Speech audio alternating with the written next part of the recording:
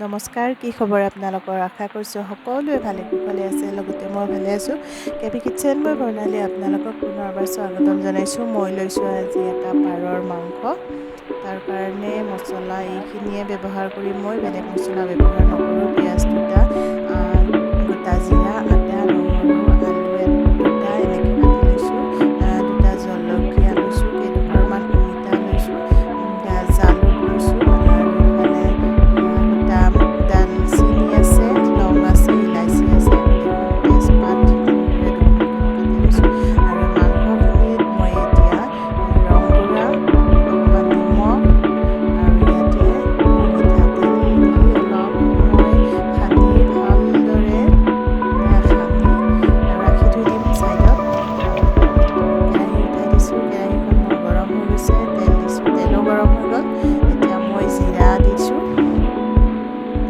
পিঁয়াজো দিলোঁ, আদা নহৰু পিচি থৈছিলোঁ সেইখিনিও দিলোঁ।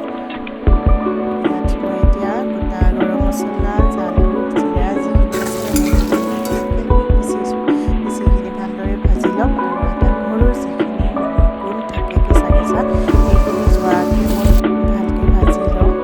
আৰু এতিয়া মই মাংসখিনিও দি দিলোঁ। মাংসখিনিও অলপ সময় ভালদৰে ভাজি তাৰপিছত মই আলু অমিতাখিনি দি দিলোঁ। এয়া চাওক, মই ধুনীয়াকৈ এইখিনি অলপ সময় ভাজি একেলগ হ'ব লাগিব বস্তুবিলাক।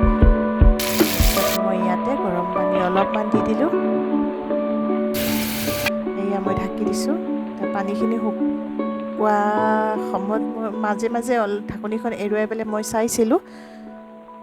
সেইখিনি দেখুওৱা নহ'ল আপোনালোকক। চাওকচোন, ধুনীয়াকৈ সিজি গৈছে। এতিয়া আৰু মই অকণমান এতিয়া গৰম পানী দি দিম। ঠাণ্ডা পানী ব্যৱহাৰ কৰা নাই। আৰু যিখিনি জোল খোৱা হয় সেইখিনিয়ে মই ৰাখিম। ইয়াত মই আৰু ঢাকোন মাৰি নিদিওঁ। এয়া চাওক, মই